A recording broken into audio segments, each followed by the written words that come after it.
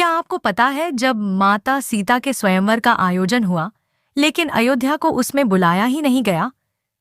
क्या आपने कभी सोचा है जब निमंत्रण ही नहीं मिला तो भगवान राम वहां पहुंचे कैसे? और सबसे बड़ा सवाल, क्या ये कोई संयोग था या भगवान की योजना? ये कोई साधारण प्रसंग नहीं था, बल्कि ये एक दिव्य योजना थी जिसमें हर कड़ी पहले से तय थी। जनकपुर में हो रहे सीता स्वयंवर में कई शक्तिशाली राजा आए थे, लेकिन अयोध्या का नाम उस सूची में नहीं था। क्या राजा जनक ने जानबूझकर अयोध्या को छोड़ा, या कोई देववाणी थी जो उन्हें कुछ और निर्देश दे रही थी? आज की इस रहस्यमयी कथा में हम जानेंगे वो अद्भुत कारण जिसने अयोध्या को निमंत्रण से वंचित रखा और फिर भी राम स्वयंवर तक कैसे पहुंचे। राजा जनक एक ज्ञानी और धर्मनिष्ठ राजा थे। जब शिवधनुष की परीक्षा का निर्णय लिया गया तो पूरे भारतवर्ष के राजाओं को आमंत्रण भेजने की बात हुई। लेकिन तभी एक सवाल उठा, किस किस को बुलाया जाए। बात सिर्फ एक शादी की नहीं थी, बात थी शिवधनुष उठाने की, यानी एक ऐसी चुनौती की जो अब तक कोई पूरी नहीं कर पाया था।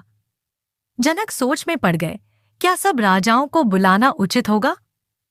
कई अहंकारी राजा थे जो अपने बल के घमंड में थे, और कुछ ऐसे भी थे जिनकी नजर सीता के सौंदर्य पर थी, न कि उनके गुणों पर।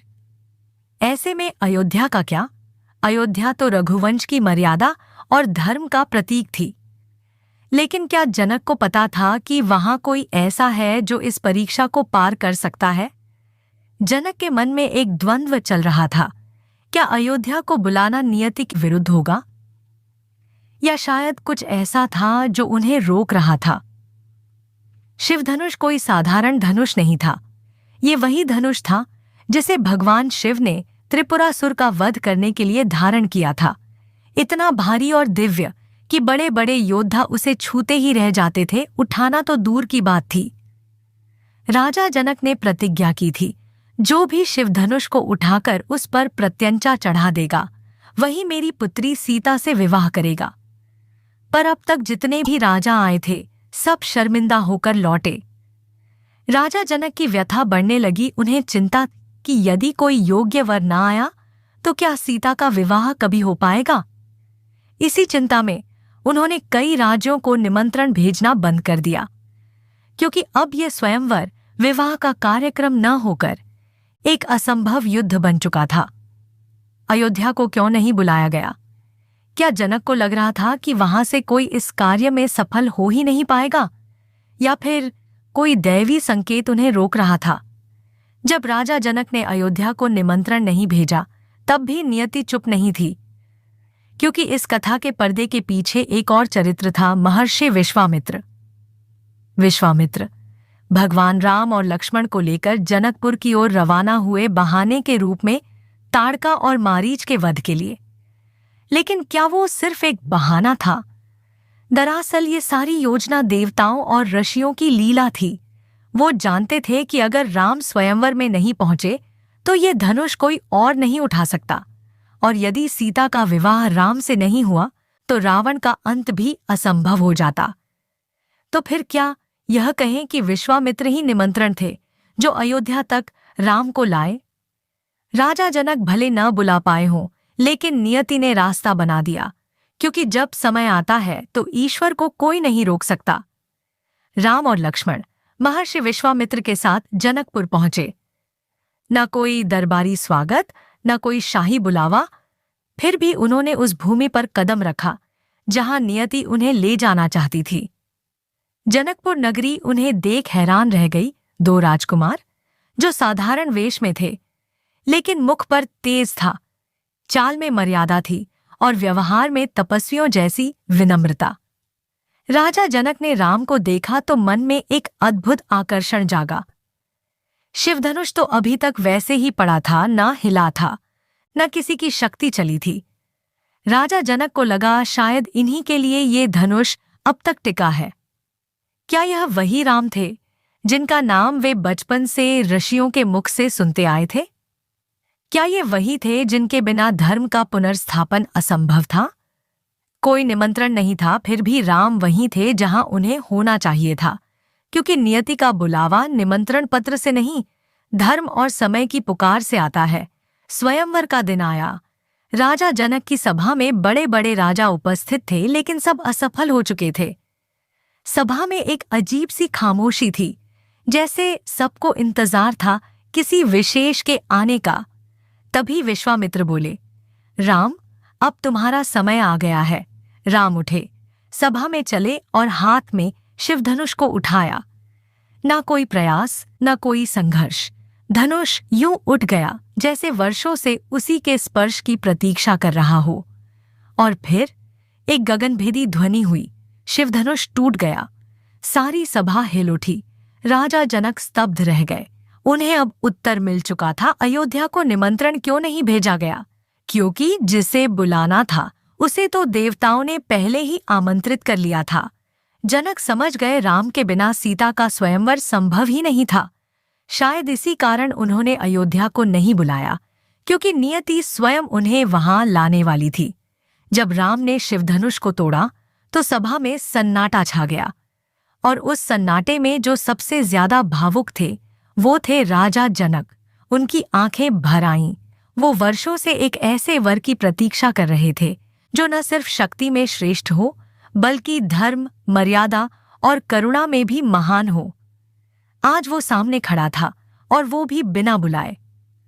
जनक मन ही मन समझ गए, शायद इसीलिए मैंने अयोध्या को आमंत्रण नहीं भेजा, क्योंकि ईश्वर को बुलाया नहीं जाता, वो आते हैं जब समय आता है। उन्होंने सोचा, अगर निमंत्रण भेजा होता तो क्या राम आते, या फिर पूरी सभा एक राजनैतिक मुकाबला बन जाती। पर अब जो हुआ वो संपूर्ण रूप से दैवी आयोजन था। जनक को अब शांति मिली।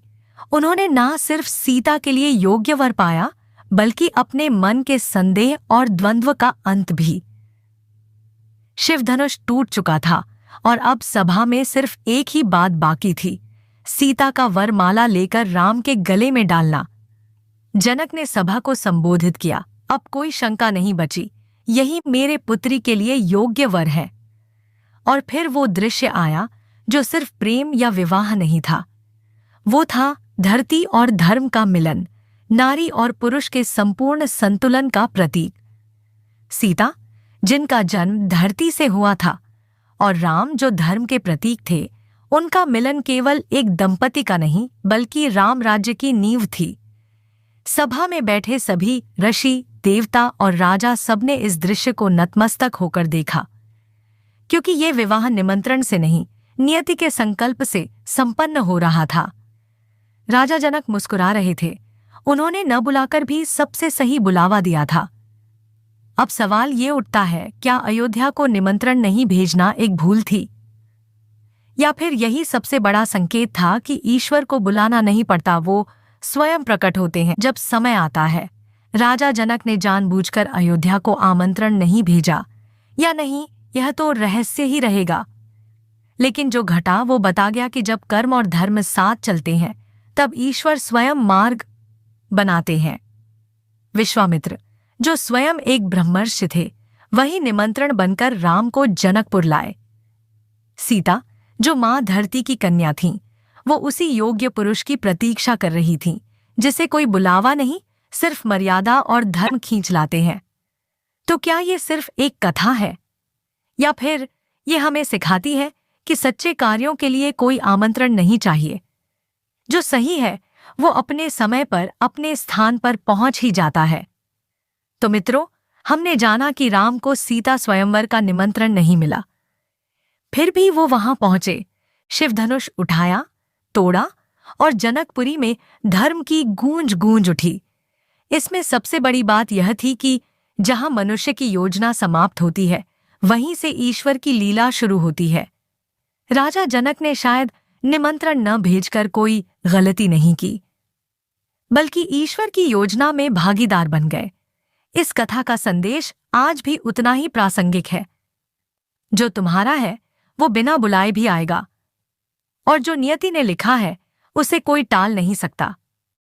तो दोस्तों, क्या आपको लगता है कि ये सब केवल संयोग था, या फिर कोई दिव्य योजना जो युगों से रची जा चुकी थी?